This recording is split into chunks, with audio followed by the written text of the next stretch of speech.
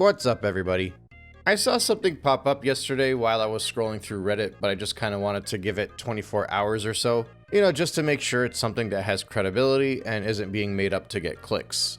So obviously, as you would expect with the launch of any new piece of hardware, many individuals have been reporting that they would receive their Nintendo Switch 2 dead on arrival. Like they were getting bricks. Not necessarily bricked by Nintendo, but they were bricked Switch 2s. You get the black screen, you can't turn it on, you charge it for as long as possible and nothing works. It's effectively a defective device. And like I said, this happens. Anytime you buy something, as soon as it's available, somebody's going to be buying a brick. Now, back in the day, I remember when I was younger, we would buy devices often. My dad was a big tech dude. He had like an electronics repair shop too, so we just always had devices coming in and out of our house and his shop. And I specifically remember one of the things that would frustrate him the most is when he would buy something from a distributor and it would be dead on arrival. And the reason he would get so frustrated is because back then, stores like Sears, Best Buy, all of them, they were very peculiar about refunds. They'd give you big headaches about exchanges. It was almost like they were doing you a favor by allowing you to return a device that had left their store. Man, like I remember back in the day, I was flipping through a gaming magazine at, I don't even know what the shop was anymore. It might have been a Blockbuster now that I think about it. Anyway, I was flipping through a gaming magazine. I was like 11, and the guy that runs the shop was mad at me saying, "Oh, you're not gonna buy it, you're just gonna read the entire thing and leave." And I'm like, "I got no money, sorry," then I left.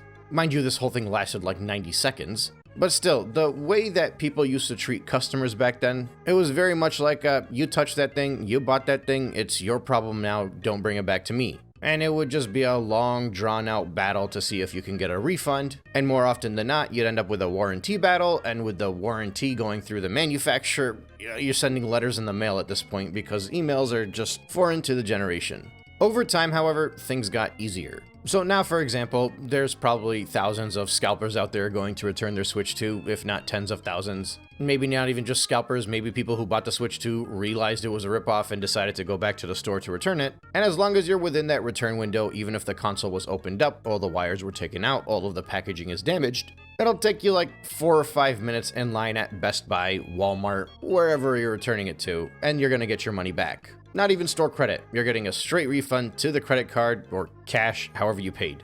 But when you're buying from the My Nintendo store, it's obviously a different story.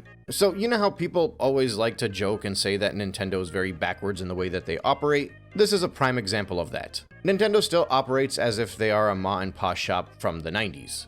A Reddit user posted that he got a brand new Switch 2 and it was dead on arrival and Nintendo refuses to return. Now, obviously, it seems strange. When you first read that, you're like, that sounds awful, and I'm pretty sure there are other people that bought from Nintendo and were able to send their device back. As with most things, when you dig through the comments, you get the clearer picture. So first you have to sift through all of the people that are assuming that he's lying and making things up, but then you discover that the story is that he wants to return the Switch 2, and Nintendo is only offering to repair it. Basically, he felt his experience was so bad because he bought a new Nintendo Switch 2, $500 or $450, I don't know if he had the bundle or not. And now after getting it and it doesn't work, they're just like, we're gonna repair it for you and send it back. But in his mind, he's like, I want a brand new device that works out of the box. I don't want this defective stuff. Now, whether you agree with that or disagree with that is irrelevant. He got a brand new device, opened it up, it didn't work, he decided, I want to return it. It's within the return window, but because when you buy it from Nintendo, it comes in a second box with a seal on it, if that seal is broken and the box is open, effectively Nintendo will not take this device back. And that's something that all of the retailers will do. Amazon, Best Buy, Walmart, any place. You open it up, you can play it for a week, and you can still return it and get all of your money back. But no, Nintendo's like, hey, you broke it, you bought it, it's yours now. Either we can reluctantly fix it for you, or you are SOL. And actually, it's kind of funny because on a separate subreddit, it feels like there's like 15 Nintendo Switch 2 subreddits, I swear.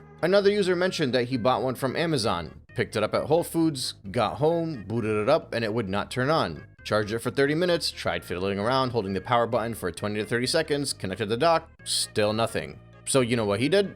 He initiated an Amazon return. The agent said that they couldn't order a replacement, but they can only give a refund due to the limit of 1 per account. So he's getting his money back, and he is gonna reorder it from Best Buy. See, like, that's how it normally should work. You bought a device, it didn't work. You request a replacement device. If they don't give you the replacement, then they should give you your money back. With Nintendo, if you bought a Switch 2 from them and it was dead on arrival and you sent it back to them and they repaired it and then sent it back to you again, you need to understand that you are paying full price for a refurbished device. Because basically you paid brand new and you received a device that was returned and repaired and sent back to you, which is what a refurbished device is. Now, this doesn't necessarily mean that a refurbished device is going to fail, nor does it mean that you're going to be getting a lesser quality device. But there's a reason there's a discrepancy between all of these different types of conditions. Something that is brand new, in box, unharmed, untouched, is worth more. That's how it works. If my brand new device is defective and you have to repair it for me in order for me to get a first-time use out of it, that means I am paying for a refurbished device. Because what do these companies do after you sell them something back? Look at Walmart. You see all these people online that are like, oh, check your clearance sections in your Walmarts or your Targets. You might find a Switch 2 for $150 off. That's because that's the value of an open boxed, used, in perfect condition Nintendo Switch 2. Walmart gets it. They're not going to be like, hey, you know, somebody just bought it. They didn't really like it. They played with it for 5 or 6 days and decided it wasn't for them, brought it back here. So we're still going to charge you full price, but it's basically new. No, they take it at face value. It's a device that was picked up, it was touched, it was used, somebody fiddled with it, brought it back to us, we cleaned the hell out of it, everything works 100%, and we're going to sell it to you at basically the price that it should have been priced at originally. And I mean, to be fair, this shouldn't be a surprise to anybody. They sold millions of people defective Joy-Cons for the better part of a decade and completely denied that there were any issues with these Joy-Cons until they were legally forced to repair it. And that was like a location by location thing. When they were legally forced to repair it in America, that's when they did it over here. And then they waited 2 or 3 more years until they were legally obligated to repair them in Europe. It's not like the Joy-Cons there were any different than the ones in the West. Once they figured out that there was an actual internal issue with the device, they should have just been like, hey, we sold you guys crappy devices, send them in and we'll replace them if we need to. And you wonder why they updated their terms of service to say that you can't sue them anymore. Well, actually, that's probably because they were planning on bricking a whole ton of consoles as soon as the console launched, but that's a different discussion. Now, the weird thing is when you go to the actual return policy on the Nintendo website, it reads, word for word, you have 30 days after the delivery of your order to return or exchange products purchased directly from the My Nintendo store. Nintendo will not refund the cost of shipping unless the return is a result of Nintendo providing a product that is damaged, defective, or different than the product you ordered. So far so good, we're within the 30-day return window, the item is defective, I'd like to return it, that's pretty standard. But of course there's always something additional when it comes to Nintendo. Nintendo will not accept returns or exchanges for the following items. Anything that's shipped to Nintendo after 30 days from delivery. I do wonder if they'll accept something that was shipped to them prior to the 30 days, but it didn't arrive until after day 31, for example. That seems like the kind of thing Nintendo would be like, nope, sorry, you're out of luck. Number 2, and this is the relevant one, any items that have been opened, unsealed, or had tags removed. Now we could skip 3, 4, and 5. They're not really relevant to this discussion. So, most of you bought your Nintendo Switch 2, and you'll notice that there was not really a seal on the package. It was pretty easy to open. There wasn't one of those factory stickers that once you rip them, it's a one-way street. But if you got it from Nintendo, like I mentioned earlier, they had an additional box around it, and that's what had the seal on it. So, I'm assuming you guys see where I'm going with this. You can return a defective device to us within 30 days of buying it. However, if you open the device, you cannot return it to us. And it's funny because they don't even say refunding the cost of the device, actually. I just realized it says refunding the cost of the shipping. So I'm realizing right now that I'm more wrong than I thought I was, and Nintendo is actually worse than I thought they were. They are literally saying right on this website that they will not accept the return of a defective device. It's clear as mud. They'll let you send it back to them for free. That's their only gift, and they're only willing to do that if it's defective. But they're not going to give you any returns or exchanges if the item is defective. You can only get it repaired and sent it back to you. Think about everything you've ever purchased that was shipped to you, and then you decided to return it within the window, and how easy and seamless it was to just put a request in for a refund, get the label, print it out from your printer, or sometimes you don't even got to do that, you just get a barcode, and you go to the post office or UPS or Whole Foods or wherever your designated return place is, And it's just so easy, so efficient, so comfortable. Why is it that the entire world can always be up to date on regular practices, but Nintendo still operates like they work out of a bazaar in the Middle East? Actually, no, in the Middle East, I don't even get ripped off this bad. But no, they got people convinced that they're this small company that always needs people to look out for them and pat their devs on the back because they're so poor and they're operating on a shoestring budget. You know, the Wii U cost them a lot of money. The 3DS, they had to sell it at a loss. Maybe, we're not exactly sure.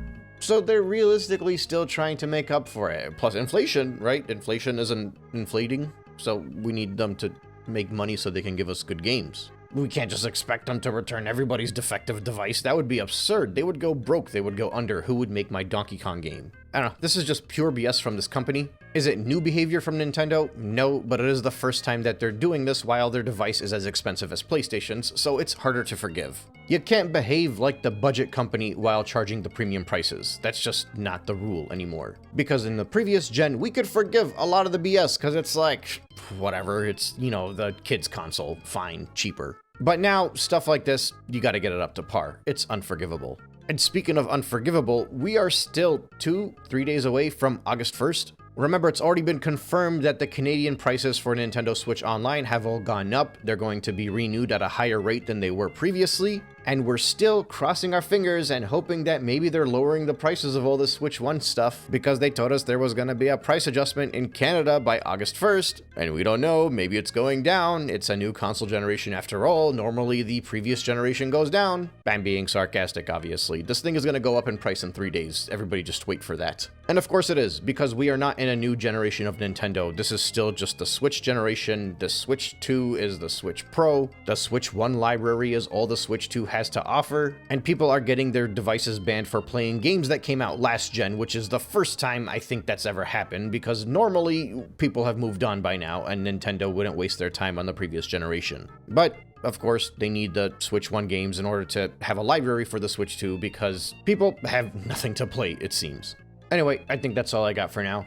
I'm still waiting on that June Direct. It should be coming any day now. There have been rumors ever since mid-June when the time of E3 was supposed to be happening, right? That's kind of been the thing, so now we're supposed to be getting it before August. It would be really embarrassing for a lot of people out there if we didn't. Anyway, that's all I got. Thanks for listening. I'll catch you guys on the next one.